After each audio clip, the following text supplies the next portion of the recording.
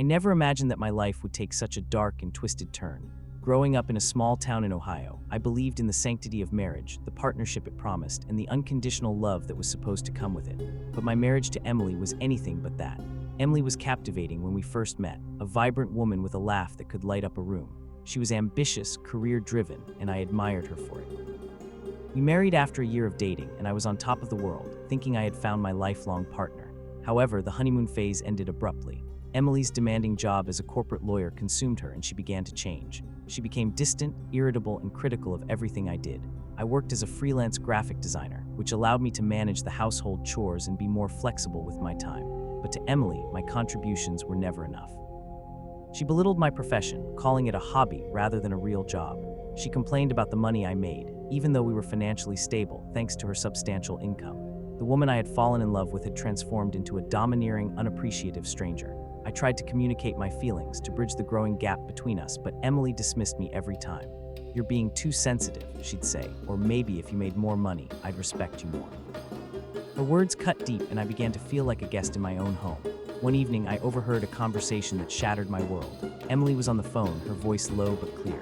"Yes, I've increased his life insurance policy," she said. "Once he's out of the picture, I'll have everything. No more dead weight."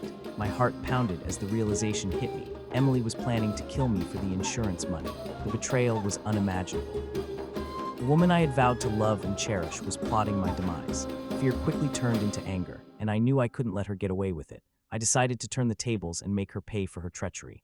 The next day, I began to put my plan into motion. I acted as if everything was normal, continuing my routine without any indication that I knew her sinister scheme. I cooked her favorite meals, engaged in pleasant conversations, and even suggested we take a weekend getaway to rekindle our relationship.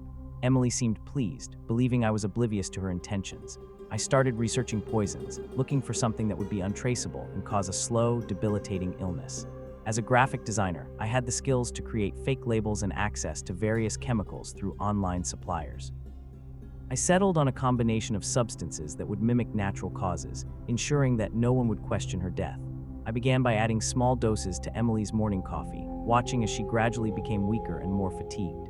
She complained of constant headaches, dizziness, and stomach pains. I expressed concern, suggesting she see a doctor, but she brushed it off, attributing her symptoms to stress from work. As Emily's condition worsened, she took time off from her job, spending most of her days in bed. I continued to play the role of the caring husband, tending to her needs and assuring her that she would recover soon. She suspected nothing, too consumed by her own discomfort to notice anything amiss. One evening, as she lay on the couch, too weak to move, I sat beside her, a cold smile creeping across my face. "You thought you could betray me and get away with it," I said softly. "But you underestimated me." Emily's eyes widened in confusion and fear, but she was too weak to respond. "You wanted to kill me for money," I continued. "Now you'll pay the price for your treachery." I watched as the life slowly drained from her eyes, feeling a sense of justice being served. When she finally took her last breath, I calmly called 911, feigning panic as I reported her sudden, unexplained illness.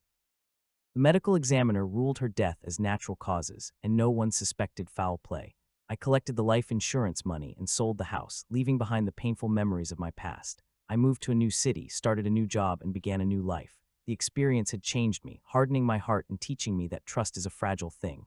I vowed never to let anyone take advantage of me again.